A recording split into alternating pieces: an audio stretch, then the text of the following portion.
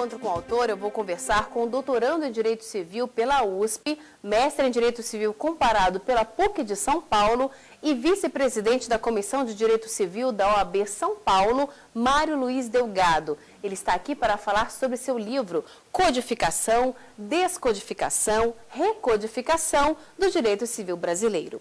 Mário, eu queria que você começasse explicando para a gente o que é código e qual a sua diferença entre compilação, consolidação, por favor. Quando a gente fala de código, de compilação, de consolidação, a gente está falando, Carol, de processos de condensação de normas jurídicas. Então, eu tenho um gênero que se chama condensação, que é o juntar, eu agrupar normas jurídicas que estavam antes dispersas. E esse processo de condensação, ele assume diversas formas, desde a forma mais simples, que é a compilação, até a forma mais elaborada, que é um código. Então, o que é que distinguiria essas diversas formas de condensação de normas jurídicas? Começando pela mais simples, a compilação. O que é a compilação? É um agrupamento meramente formal de normas jurídicas, sem qualquer alteração no seu conteúdo, através do qual o compilador agrupa essas normas jurídicas, elegendo um determinado critério, que pode ser um tema, tá certo? Pode ser um critério cronológico. Então, eu pego, por exemplo, um vademécum. O que é um vademécum? É uma compilação. São diversas normas jurídicas que estavam esparsas e vem um compilador, tá certo? E junta aquilo tudo. Quando a gente vai para a consolidação é uma coisa mais complexa. Porque, além de se agrupar as normas jurídicas antes esparsas, esse agrupamento é feito de forma sistematizada. Tá certo? Então, eu, na verdade, tenho várias normas que estavam soltas e eu agrupo e transformo esse agrupamento numa nova norma jurídica. Mas, quando se faz a consolidação, se elimina, por exemplo, as normas que já estavam revogadas, tá certo? Se faz uma sistematização. A norma consolidada, ela adquire, por exemplo, uma numeração única. Eu tenho do artigo 1º ao último artigo, tá certo? Eu formo uma nova lei. Só que eu não altero o seu conteúdo. Eu não crio direito novo. E o que é que difere, então, agora a consolidação do código, que seria a forma de condensação mais elaborada? O código é um conjunto sistemático e unitário de normas jurídicas que disciplinam uma determinada matéria jurídica, um determinado ramo do conhecimento jurídico. E esse conjunto sistematizado e unitário, ele distingue-se basicamente da consolidação porque ele cria direito novo. E é importante também fazer uma distinção entre código e estatuto. Porque a gente vê, por exemplo, estatuto do idoso, estatuto do torcedor. Então, o que são os estatutos, os chamados estatutos? São muito parecidos com os códigos. Só que os estatutos, eles têm a pretensão de tratar de forma completa uma determinada matéria jurídica, o que inclui necessariamente uma pluridisciplinariedade. Ou seja, os estatutos, eles não tratam somente de uma determinada matéria, eles tratam de várias matérias, porque eles têm que ser pluridisciplinares. Então, quando a gente fala, por exemplo, do estatuto do idoso, do estatuto da criança e do adolescente, eu vou encontrar ali normas de natureza material, ou seja, normas de direito civil, normas de direito processual, normas de direito penal, normas de direito administrativo. Então, eu não tenho só um tipo de norma. Então, o estatuto, ele é bem mais amplo do que o código. Às vezes se chama código normas que não são códigos. Por exemplo, o chamado Código de Defesa do Consumidor não é um código, é um estatuto.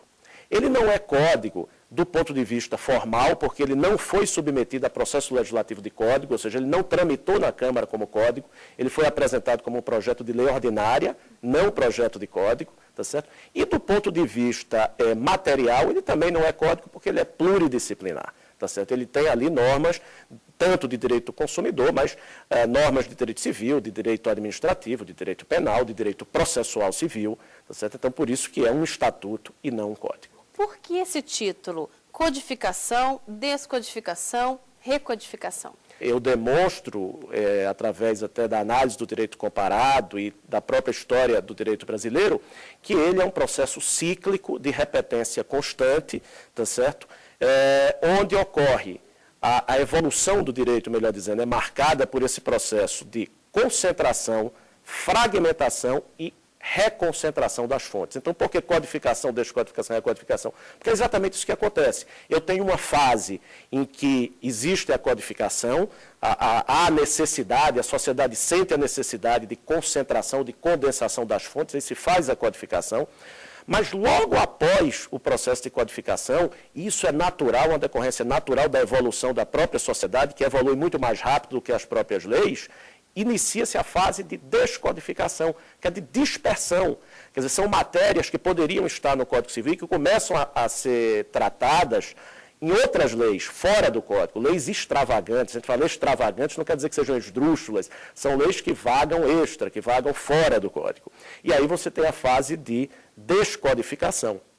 Só que essa fase, quando essa descodificação ela vai crescendo muito e o número de leis esparsas vai aumentando, vai chegar um ponto, Carol, que a sociedade vai sentir necessidade de condensar de novo. O que você destacaria do nosso Código Civil atual? Eu acho que se a gente for escolher um ponto que caracteriza esse novo Código Civil, eu diria que é um Código Civil principiológico.